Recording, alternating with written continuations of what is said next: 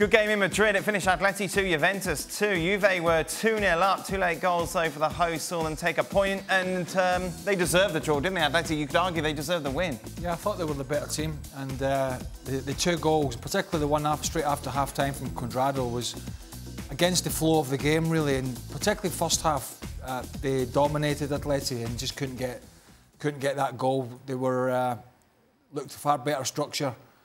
We're strong, we're passing it around. Juve really didn't get anywhere. They might say, well, we're just sitting in and absorbing it up, but it was a frustrating 45 minutes, and then from nowhere, they got themselves a couple of goals, and all credit to Atleti, they didn't panic, and they got that late equaliser, and on another night, Simeone's men might have got the 3 points. How do you assess this from a Juve point of view? Good point against a difficult opposition, or concerns how dominated you were? I think you'd have to be concerned. You know, you'd have to be concerned on 2 things. One, the fact that you did get dominated so badly. But the other concern would be how you get past that and get yourself 2 goals ahead and then lose that lead. That is very un-Juventus-like. And, of course, we've been waxing lyrical about how good De Ligt has been.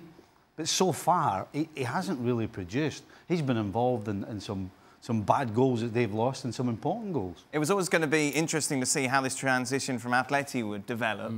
They're fun to watch at the moment. They are. But I don't know if Simeone is sitting on the sidelines, oh, I want to be fun to watch. Oh, what do we do now? Because naturally for him, it just doesn't feel like that's the way he wants to play. And yet you have a guy like Joao Felix who goes on a long run, you say, goodness, there's something there. And there's talent here and there, and they can create chances. And Vitolo comes off the bench, and Hector Herrera's coming off the bench, and it's a different personality to the team, and a team that now can come back from 2 goals down. No Atletico Madrid team from the past, and with Diego Simeone, would have been capable of that. At the very least, well, but what he would argue is, well, we wouldn't give up 2 goals either. Exactly.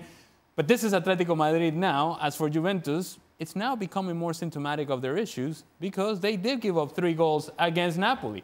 They did give up a lead then, and they gave up a lead today. And so is this an issue going forward? It feels like it, because once you see it on back-to-back occasions, you're like, wait a minute, this is not just one night off. Defensively, we have problems. Juve not the only team today to see a 2-goal lead slip. Spurs as well, drawing 2-2 away against Olympiacos in the earlier game today. Bayern Munich topped that group in Group B. Olympiacos be disappointed they didn't get all 3 points. Spurs were poor. I mean, all right, 2-0 up. You think, oh, we might be able to see this out away in Greece and we'll take the 3 points back. Great, because we haven't played well. That was the same. 20 minutes of domination from Olympiacos.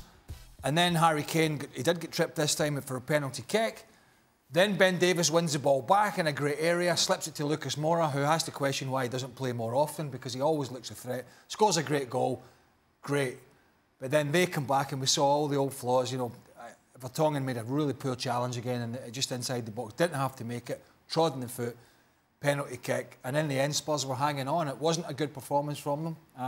But 2 Champions League finalists from last year haven't got off to a great start, but I suppose away from home, it's not a bad point, but it wasn't a great performance. From a Spurs perspective, how do you review this? Are you happy to take the point, or are you disappointed you're dominated by an inferior opposition, Stephen? Listen, you're always going to be disappointed having been 2 goals up, but if you want to look at the performance, you've got to be happy you got something. Thanks so much for watching ESPN on YouTube, and for more sports highlights and analysis, be sure to download the ESPN app, and for premium content and live streaming, subscribe to ESPN+.